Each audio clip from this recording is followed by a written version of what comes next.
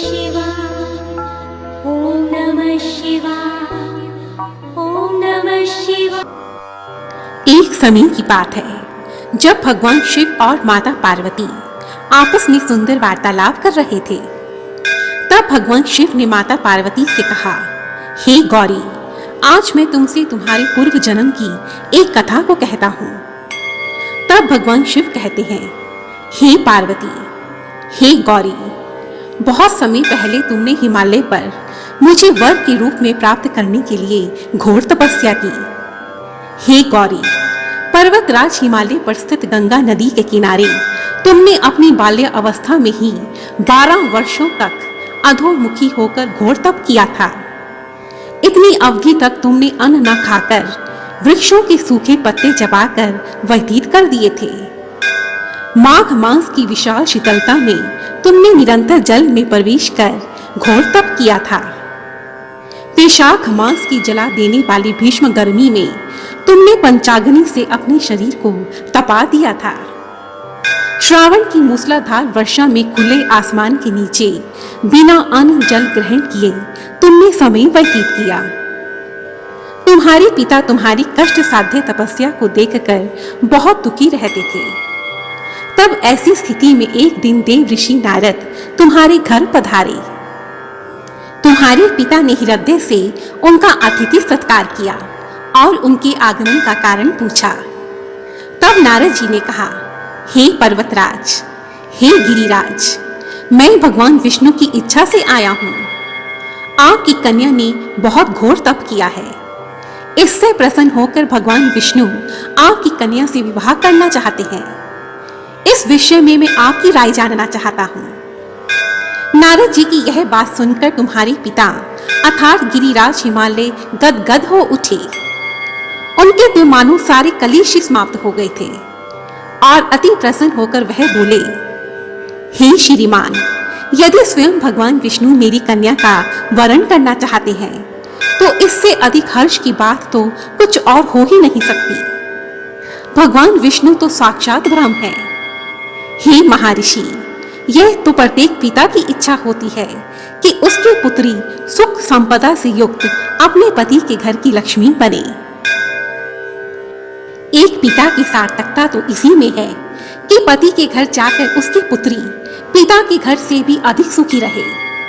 हे नारद, मैं इस विवाह के लिए पूरी तरह से तैयार हूँ।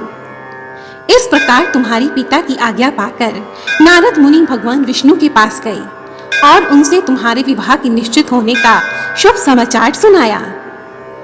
मगर इस विवाह संबंध की बात जब तुम्हारे कानों में पड़ी तो तुम्हारे दुख का ठिकाना न रहा, क्योंकि हे गौरी, तुम तो मुझे ही अर्थात कैलाशपति शिव को ही अपना पति मान चुकी थी।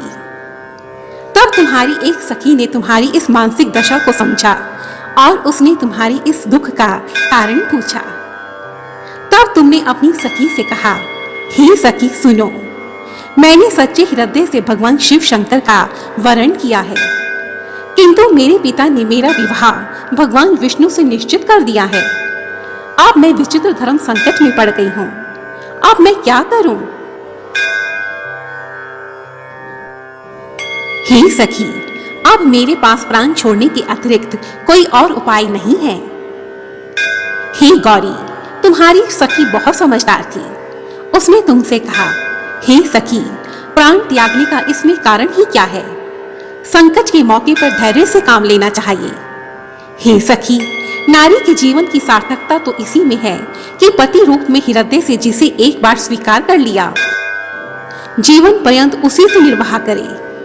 सच्ची आस्था और एक निष्ठ के समक्ष तो ईश्वर को भी समर्पण करना पड़ता है। हे सखी, मैं तुम्हें एक घनघोर वन में ले चलती हूँ, जो साधना स्थली भी हो और जहाँ तुम्हारे पिता तुम्हें खोज भी ना पाए। वहाँ उस स्थान पर तुम साधना में लीन हो जाना और मुझे पूर्ण विश्वास है कि ईश्वर तुम्हारी मदद अवश्य करेंगे। और उसके पश्चात तुम्हारी सखी तुम्हें एक घने वन में ले गई। हे गौरी, तुम्हें घर में ना पाकर तुम्हारे पिता बहुत चिंतित हुए। वह सोचने लगे कि तुम ना जाने कहां चली गई हो। मैं तो भगवान विष्णु से उसका विवाह करने का प्रण कर चुका हूँ। यदि भगवान विष्णु बारात लेकर आ गए और कन्या घर पर ना मिली तो मेरा बहुत अपमान होगा। मैं कहीं भी मुंह दिखाने के काबिल नहीं रहूंगा। और यही सोचकर गिरिराज हिमालय ने जोर शोर से तुम्हारी खोज करनी आरंभ कर दी। हे गौरी, इधर तुम्हारी खोज होती रही और उधर तुम अपनी सखी के साथ नदी के तट पर एक गुफा में मेरी आराधना में लीन हो गई। ओम नमः शिवाय, ओम नमः शिवाय, ओम नमः शिवाय, ओम नमः शिवाय। तब श्रावण मास की शुक्ल तृतीया को तुमने रेत का एक शिवलिंग बनाया और मेरी पूजा आरंभ कर दी तथा व्रत भी किया। तुम रात भर मेरी स्तुति के गीत गाती रही। तुम्हारी इस कष्ट साधना के प्रभाव के कारण कैलाश पर्वत पर मेरा आसन डोलने लगा। मेरी समाधि टूट गई और मैं तुरंत तुम्हारे समक्ष जा पहुंचा और प्रसन्न होकर मैंने तुमसे वर मांगने के लिए कहा।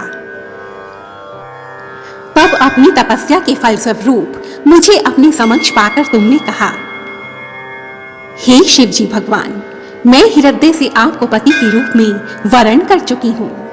यदि आप सचमुच मेरी तपस्या से प्रसन्न हैं, तो कृपया मुझे अपनी अर्धांगिनी के रूप में स्वीकार कीजिए। तब मैंने तुमसे कहा, तथास्तु, अर्थात ऐसा ही होगा। और ऐसा कहकर मैं कैलाश पर्वत पर वापस लौट आया। सुबह होते ही तुमने पूजा की समस्त सामग्री को नदी में प्रवाहित करके अपनी सखी सहित इस व्रत का पारण कर लिया। और ठीक उसी समय अपने मित्र बंधु और दरबारियों सहित गिरिराज तुम्हें खोजते खोजते वहीं आ पहुंचे और तुम्हारी इस कष्ट साध्य तपस्या का कारण पूछा। उस समय तुम्हारी दशा को देखकर गिरिराज हिमालय अत्यधिक दुखी हो गए और उनकी आंखों में आंसू आ गए। तुमने अपने पिता की आंसू पोंछे और विनम्र स्वर में उनसे कहा, हे पिताश्री, मैंने अपने जीवन का अधिकांश समय तपस्या में बिता दिया है। हे पिताश्री, मेरी इस तपस्या का केवल एक ही उद्देश्य था कि मैं महादेव को पति के रूप में प्राप्त करना चाहती थी और आज मैं अपनी तपस्या की कसौटी पर खरी उतर चुकी हूँ। आप क्योंकि भगवान विष्णु से मेरा विवाह करना चाहते थे, इसीलिए मैं अपने आराध्य की खोज में घर छोड़कर चली आई। हे पिताश्री, मैं घर केवल एक ही शर्त पर चलूंगी कि आप मेरा विवाह भगवान विष्णु से ना करके महादेव से करेंगे। अपनी पुत्री की यह बात सुनकर गिरिराज ने कहा, ठीक है पुत्री, ऐसा ही होगा। और कुछ समय के पश्चात शास्त्रोक्त विधि विधान पूर्वक उन्होंने हम दोनों का विवाह संपन्न करवा दिया। हे पार्वती, श्रावण शुक्ल तृतीया को तुमने मेरी पूजा कर जो व्रत किया था, उसी व्रत के फलस्वरूप मेरा विवाह तुमसे हो सका। इस व्रत करने वाली कुंवारी कन्या को मैं मनोवांछित वर प्रदान करता हूँ। इसीलिए श्रावण शुक्ल तृतीया को व्रत रखने वाली सुहागिन स्त्री को मैं अखंड सुहाग का वर प्रदान करता हूँ। इस व्रत कथा को सुनने मात्र से महापुण्य की प्राप्ति होती है। जय महादेव, जय भोलेनाथ शिव, जय माता पार्वती। ओम नमः शिवाय, ओम नमः शिवाय, ओम नमः शिवाय, ओम नमः शिवाय।